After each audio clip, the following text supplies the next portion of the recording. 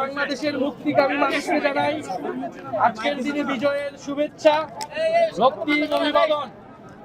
1971 সালের 16 ডিসেম্বর আজকের এই দিনে পাকিস্তানি হানাদার বাহিনী আত্মসমর্পণ করার মাধ্যমে বাংলাদেশের অভ্যুদয় ঘটেছিল।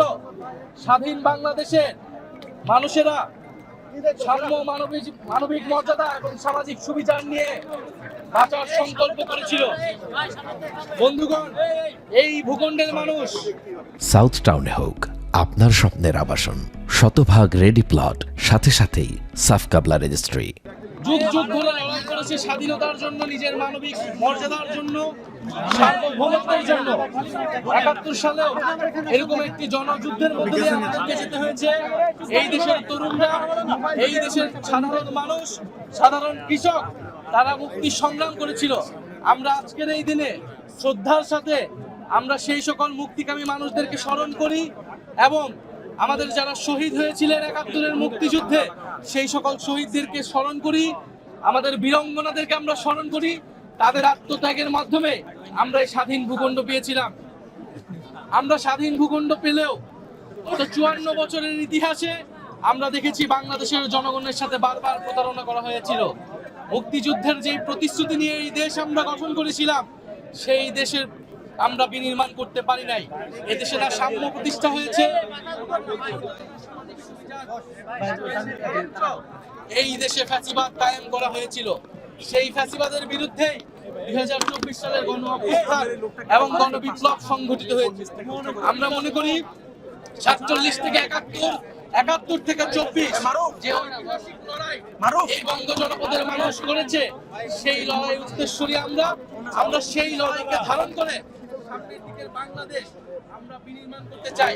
আজকে 16 ডিসেম্বর বাংলাদেশের মানুষের প্রতি আমাদের বার্তা হলো, যারা পতিত শক্তি, ফ্যাসিস্ট শক্তি, তারা বাংলাদেশকে অস্থিতিশীল করার জন্য নানান অপচেষ্টা চালাচ্ছে, নির্বাচনকে বানচালের চেষ্টা চালাচ্ছে। বাংলাদেশের মানুষ এখন চাই স্থিতিশীলতা, আইন সরকারের প্রতি বারবার বলেছি, ওসমান হাদিকে যারা হত্যা করেছে, তাদেরকে যারা হত্যার চেষ্টা করেছে, গুলি চালিয়েছে, তাদেরকে এখনো গ্রেফতার করতে পারে নাই।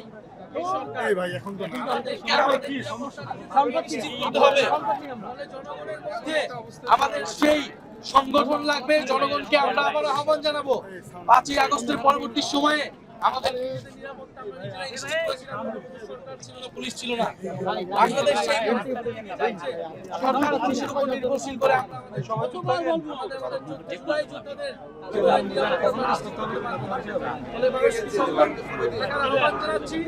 এবং সামনের যে নির্বাচন, এই নির্বাচনটি হচ্ছে গণভোট।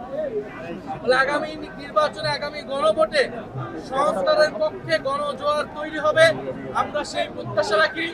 এনসিপির যারা এমপি পদপ্রার্থী রয়েছেন, তারা সংস্কারের পক্ষে, হ্যাঁ পক্ষে ছাপলা করে নিয়ে জনগণের দরজায় যাবেন। আমরা সংস্কারের পথে বাংলাদেশকে এগিয়ে নিয়ে যাব। আমরা কখনোই বাংলাদেশকে আর 5ই আগস্টের পূর্ববর্তী জায়গায় ফেরত দিব না। এই গণতন্ত্র প্রতিষ্ঠা এবং ভবিষ্যৎমুখী রাজনীতির প্রত্যয় আজকের এই বিজয় আমরা রাখছি এবং বাংলাদেশের জনগণের প্রতি আমাদের এই আহ্বান থাকবে যে আমরা ঐক্যবদ্ধ আছি 71-এর দালালদের বিরুদ্ধে, 24-এর দালালদের বিরুদ্ধে।